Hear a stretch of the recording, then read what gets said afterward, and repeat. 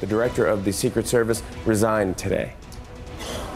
Yeah, she says that she's going to miss being in the White House, but knowing the Secret Service, she should be able to come back anytime she wants. The door is always open. How did this intruder get so far into the White House? Don't they have guard dogs there? There were a lot of officers there, and there was concern the dogs might attack them instead.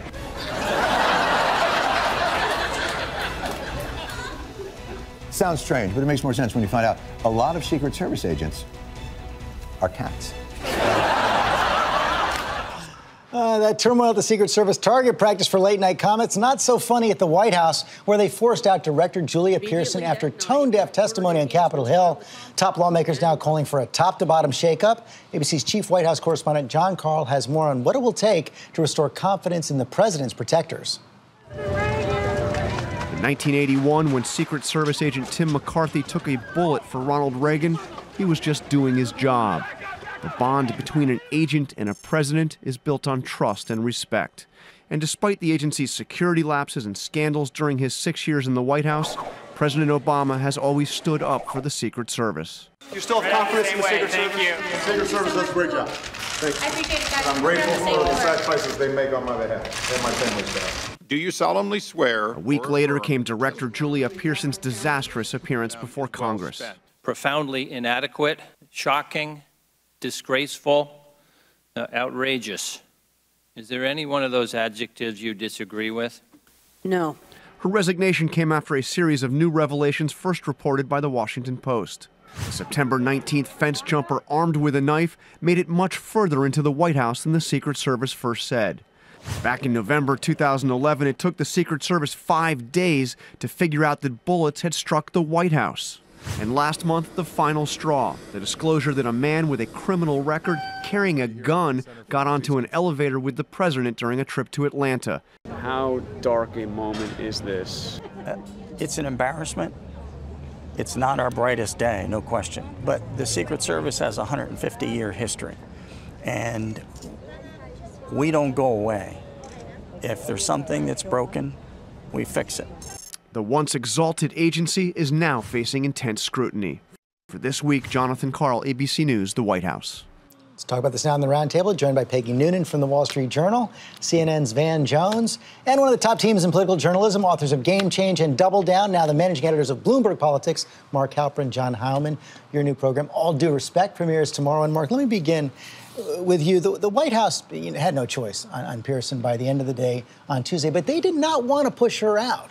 They don't want to, no president wants to fight with the Secret Service, the Pentagon, the intelligence agencies. Those are tough bureaucracies to take on. I would have preferred the president fire her rather than letting her quit. Management, it was his selection. When people say this is not really his problem, he picked her to run the Secret Service. It is unacceptable to the country. We all respect the individual agents and the job they do, but it's unacceptable for them to be so weak. And I would have preferred he fire her and announce big changes right away. Especially, Peggy Noonan, after Director Pearson did not reveal that elevator incident when she spent a whole day testifying on Capitol Hill. It was so amazing. She talked and talked and talked in her testimony. Then it ends.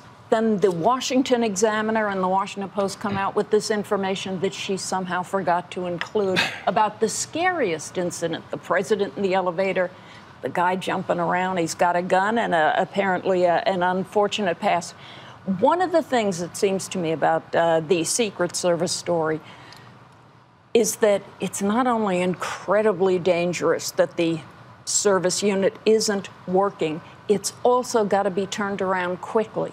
This is not the kind of thing where you can say, you know, 8 months from now, we got to have it working. It's got to be working tomorrow morning and tonight. And John Heilemann, that is a good point. The White House now, this first review is only in the incidents that have been reported. It's not a top-to-bottom review. Right, and then you want to know what other incidents there are. There was one much less serious that was reported at Bloomberg last week where like someone got backstage at a Congressional Black Caucus. Yeah. They thought he was a congressman. Or they thought he was a congressman. There was confusion. They eventually found out and they got him out of there. But again, how that guy got back there, there are a lot of questions about that should be discussed in a top-to-bottom review that goes back historically. And then the question of how you get to the point where people have confidence in whatever the review finds, which is that we'll never see the results, even if it's successful, even if changes are made, it's hard to demonstrate those things going forward, right? Because the way the service operates. And Van Jones, another concern, I was struck by this front page story in the New York Times this week, talks about blacks seeing flawed shield for president.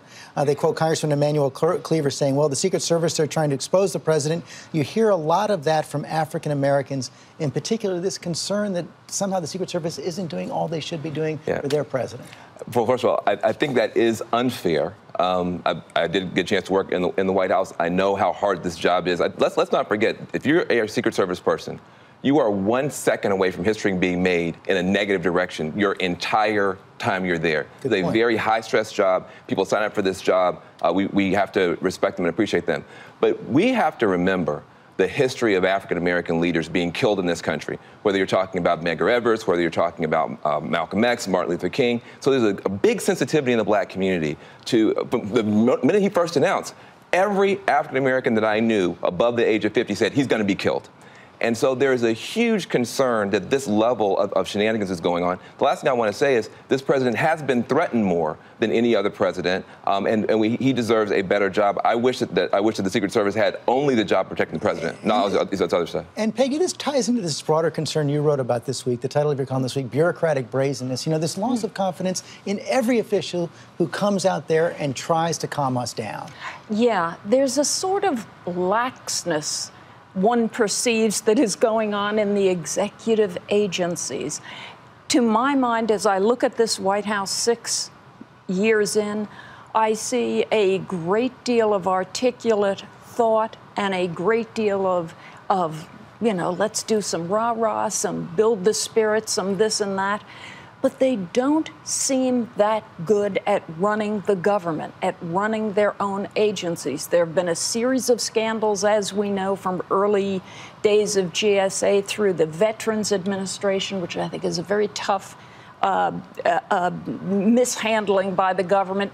This latest one is just the Secret Service. It feels like things aren't quite working anymore. How big an issue is competence in the midterms? I think it's a big issue if the Republicans are able to make it one, because unhappiness with Washington goes to both parties, but the president does run the executive branch. Republicans, I don't think, have found a way to talk about it and connect it up to the economy. So potentially a big issue, and I think it should be something discussed, but I haven't seen any Republican candidate actually draw the lines together in a way that's that relevant to voters.